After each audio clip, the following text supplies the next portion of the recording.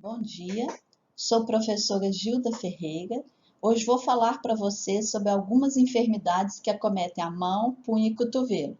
É importante dizer que esse material foi produzido para uso exclusivo das disciplinas da graduação do Departamento do Aparelho Locomotor da Faculdade de Medicina da Universidade Federal de Minas Gerais.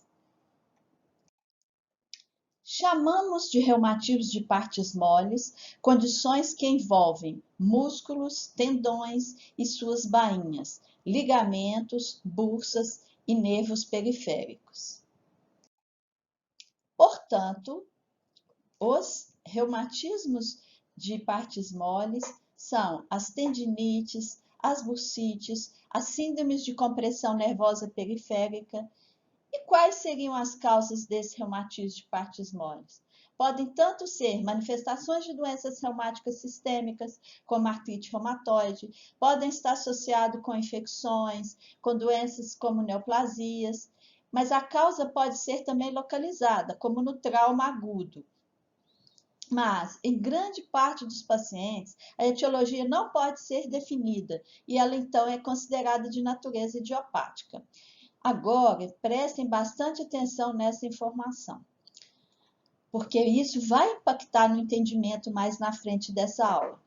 Atividades relacionadas com trabalho, esporte e até mesmo atividades de vida diária atuam geralmente como fatores que contribuem, mas não são obrigatórios para o desenvolvimento dessas condições. Então, às vezes, o trabalho piora uma condição que o paciente tinha de um componente degenerativo, por exemplo, de um tendão.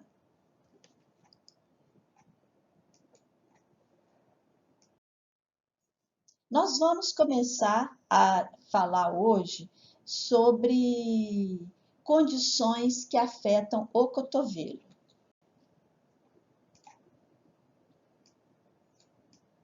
Epicondilite. É uma doença comum,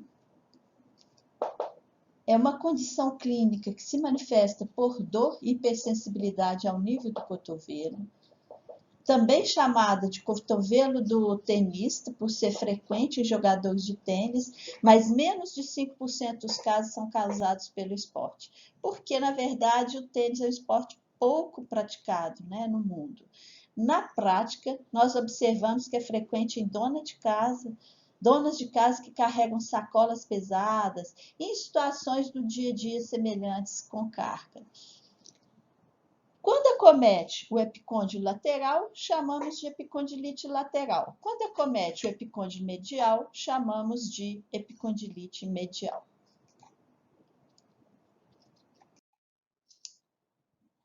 Como eu disse, ela é comum, afeta 1 a 3% da população, principalmente indivíduos entre 40 e 60 anos, relacionadas com atividade que acarretam sobrecarga do punho e antebraço, e na maioria não são trabalhadores manuais, na verdade são pessoas com atividades do dia a dia mesmo. A maioria dos casos são causados por lesão do tendão extensor comum na região da sua inserção no epicôndilo lateral. Tem outras condições que acarretam dor no epicôndilo lateral, como infecção, artrite na região radiomeral, compressão do nervo radial, fibromialgia. Então, por isso que o diagnóstico diferencial é muito importante. Dor na região lateral do cotovelo, nós temos que fazer todos esses diagnósticos diferenciais. Mas a epicondilite está associada principalmente com essa lesão do tendão extensor comum. O que nós temos diante de um paciente com suspeita clínica de epicondilite? O que nós temos que pensar no exame físico dele? Primeira coisa, inspeção, avaliar se tem aumento de volume no local por edema, fazer uma palpação bem feita da região do epicôndilo lateral. Geralmente o paciente manifesta dor à palpação do epicôndilo lateral, na palpação. A amplitude de movimento, nesses casos, permanece preservada, o que é importante para o diagnóstico diferencial com condições que afetam a articulação, como, por exemplo, a artrite dessa articulação. Como que eu faço uma manobra para ajudar a identificar a epicondilite lateral? Então, é a dorsiflexão e supinação do punho contra a resistência com o cotovelo em extensão.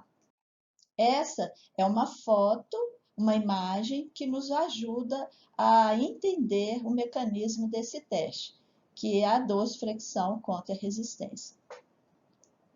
É importante dizer que os testes ajudam, mas a história clínica, a parte da inspeção, palpação e avaliação de amplitude de movimento são tão importantes quanto os testes.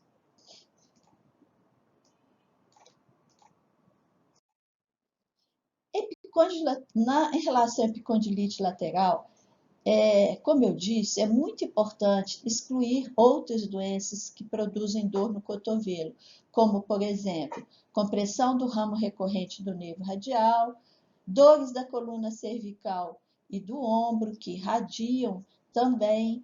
Então, todos esses diagnósticos diferenciais são fundamentais. E o tratamento? Como é que eu faço o tratamento da epicondilite lateral? No tratamento da fase aguda, o repouso e a aplicação de gelo geralmente ajuda bastante na melhora da dor. Em relação ao uso de órteses, por isso que eu coloquei interrogação aí. Em relação à eficácia do uso de órteses, não há nenhuma conclusão definitiva em função do número pequeno de estudos bem desenhados sobre o assunto. Outra opção de tratamento, infiltração de corticoide.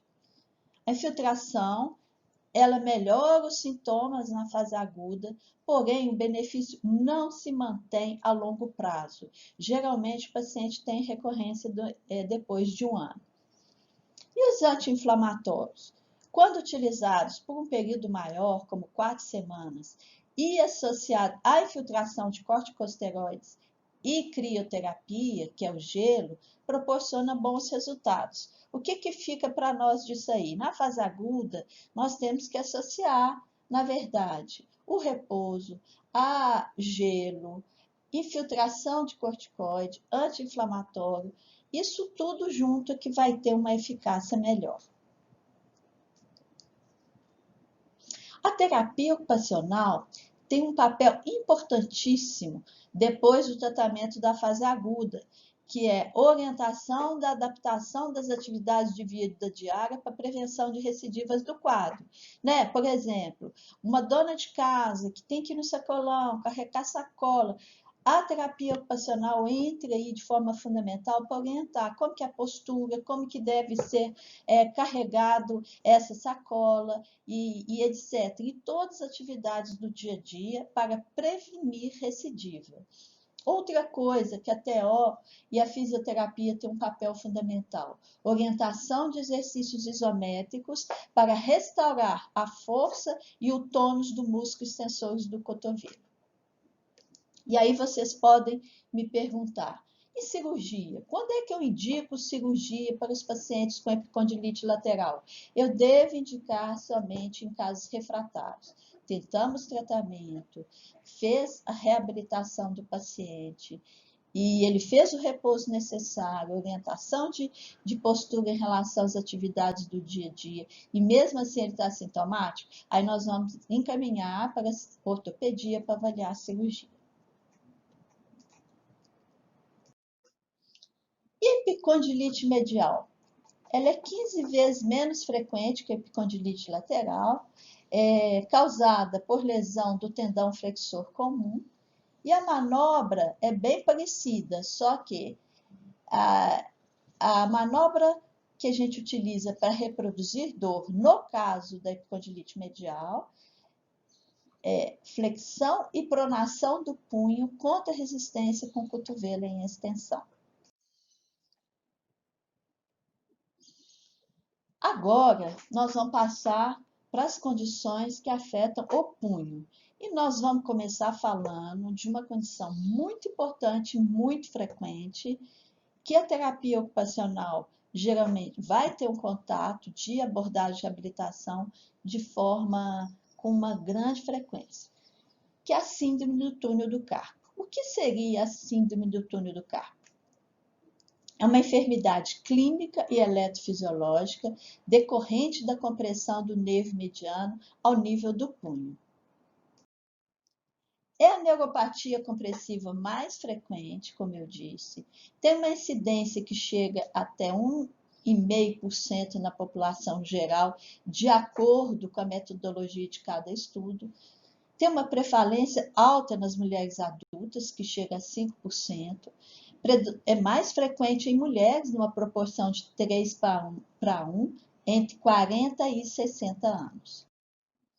Essa aqui é uma imagem para ilustrar o corte de um punho, porque aí fica mais fácil de entender as causas que resultam em síndrome do túnel do carpo. Então, nós podemos ver aqui no centro, em amarelo, a imagem do nervo mediano, envolvido em azul pela retináculo flexor, e a gente vê que em volta do nervo mediano, isso é importante, tem vários tendões flexores. Aqui, em rosa, está ilustrando os músculos tenares e hipotenares, e envolvendo, nós temos ossos do carpo. Então, qualquer condição que cause inflamação nesses tendões flexores, ou, por exemplo, uma fratura nos ossos do carpo, que deixa um calo ósseo, vai fazer uma compressão nesta bainha e causar a síndrome do túnel do carpo, que vai comprimir o nervo mediano.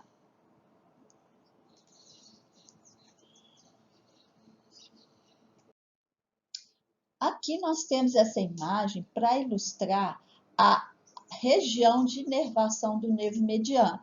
Então, fica muito claro aqui que acomete primeiro, segundo, terceiro e a metade medial do quarto dedo. Então, o paciente com síndrome do túnel do carpo, ele vai queixar dor e parestesia nesta região. Quais seriam os mecanismos de compressão do nervo mediano? Seriam principalmente dois: elevação da pressão no interior do túnel, causada por edema ou lesões dos tecidos vizinhos, né? Como eu disse, fratura dos ossos do carpo, ou situação que eu tenho aumento no volume do conteúdo do túnel, como, por exemplo, um cisto sinovial, ou situações que retêm líquido e causam um edema dentro do túnel, como, por exemplo, na gravidez, pacientes que fazem hemodiálise. Agora, são muitas as causas associadas com a síndrome do túnel do carpo. Nesse slide, eu vou mostrar alguns exemplos.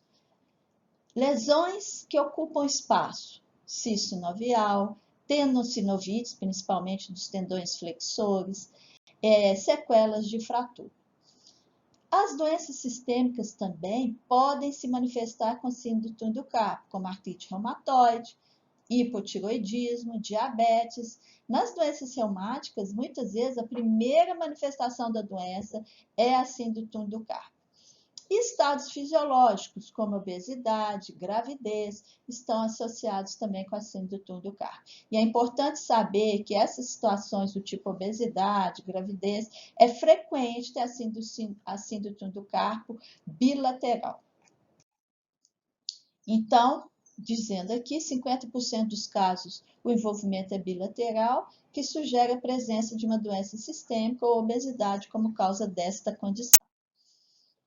Qual seria o quadro clínico dos pacientes com síndrome do túnel do carpo? Principalmente dor em queimação ou formigamento na fase volar do punho e nos 3 primeiros dedos da mão e face medial do quarto dedo, como eu mostrei naquela imagem, e principalmente à noite. Os pacientes pioram à noite e às vezes eles acordam à noite com a sensação de parestesia na mão. Nos quadros mais crônicos, tem associado déficits motores também, como hipotrofia dos músculos da eminência tenar e hipotenar, que nestes casos vão levar à fraqueza da mão e redução da função. Por isso que é importante o diagnóstico precoce e o tratamento de forma adequada para evitar a perda de força e função. Então, tem alguns testes que nos ajudam a identificar, diagnosticar a síndrome do carpo, mas em geral eles têm um desempenho fraco. Então é muito importante a história clínica compatível com síndrome do carpo e só valorizar esses testes em caso de alta suspeita clínica.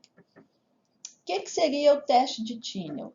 Consiste na reprodução da dor e ou parestesia dos dedos inervados pelo mediano, com ligeiras percussões no trajeto do punho.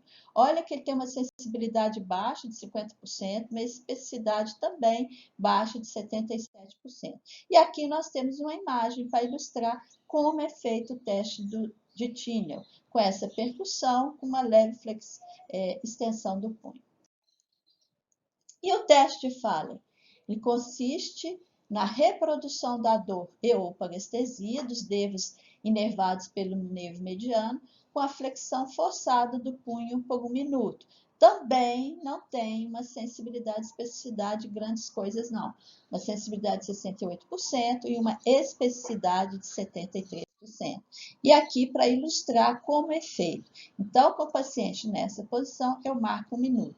Se ele relatar parestesia na região de inervação do nervo mediano, eu vou dizer que o teste de Fallen é positivo. Como que eu faço avaliação motora, que é extremamente importante para definir conduta? Porque se o paciente tiver fraqueza, eu já tenho que encaminhar para avaliação cirúrgica. Então, eu avalio capacidade de abdução do polegar, testo o músculo adutor curto do polegar contra resistência. E é importante uma coisa que a terapia ocupacional faz muito bem, que é o teste dos monofilamentos e teste de discriminação de 2 pontos. E o diagnóstico? Ele é baseado principalmente na história clínica, né? De dor e parestesia na região de inervação do nervo mediano, que vem junto com a eletromiografia, que vem nos ajudar a confirmar o diagnóstico, e a ressonância tem algumas indicações específicas que eu vou falar. Eletroneuromiografia é considerado o exame mais importante para o diagnóstico da síndrome do túnel do carpo, mas tem as suas limitações. Quais seriam elas? Pode ser normal nos casos iniciais. Como 20% da população geral apresenta alguma alteração na condução nervosa sensitiva, sem apresentar doença, então possibilita a eletroneuromiografia ter resultados falsos positivos. Nós temos que ficar muito atento a isso. Por isso que o resultado de uma eletroneuromiografia de síndrome do túnel do carpo isoladamente, sem a clínica, não confirma o diagnóstico. Então, o que fica de aprendizado para nós? É importante solicitar a eletroneuromiografia somente quando houver um quadro clínico compatível, dor e parestesia na região de inervação do nervo mediano. E a ressonância? Quando que eu devo solicitar a ressonância? Em casos em que há dúvida em relação à indicação cirúrgica, o paciente não respondeu ao tratamento clínico, casos de má evolução com o tratamento conservador, o paciente já está evoluindo com hipotrofia da musculatura e eu vejo sinais de fraqueza muscular ou sinais de progressão para isso, indicado com sinais de gravidade na eletroneuromiografia, e quadro clínico, nas situações que eu tenho um quadro clínico compatível com síndrome do túnel do carpo, mas eu peço a eletroneuromiografia ainda é normal. Aí, nesses casos, cabe pedir a ressonância.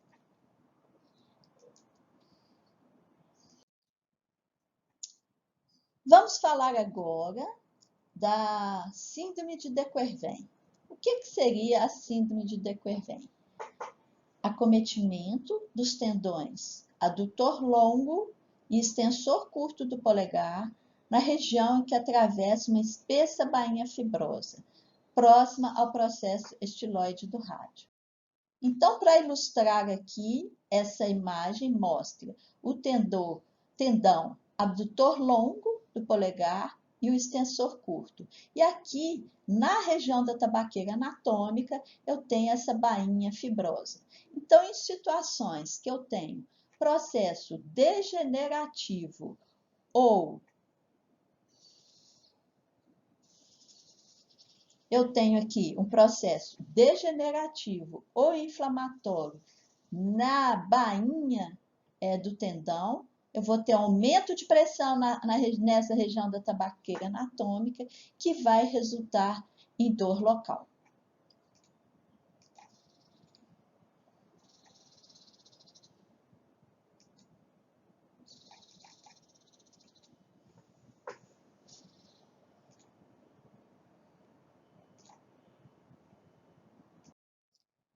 E o que seriam as causas da síndrome de Quervain?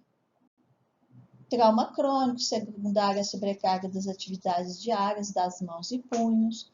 Às vezes, uma doença sistêmica é a causa da síndrome de Quervain, como artrite reumatoide, artrite psoriásica, um trauma agudo e, às vezes, gravidez e durante o período pós-parto, pelo aumento da pressão, retenção de líquido e aumento da pressão na tabaqueira anatômica.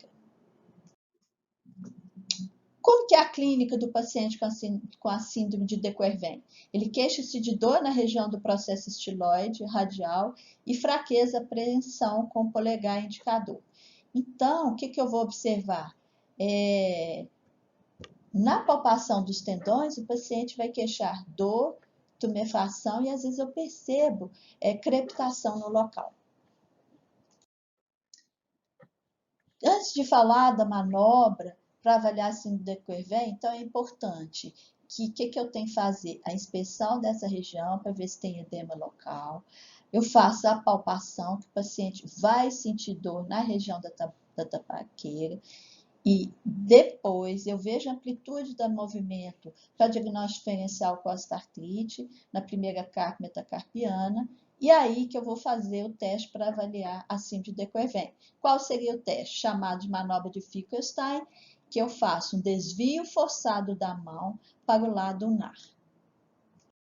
Então, é isso que eu tenho para falar e agradeço. Muito obrigada.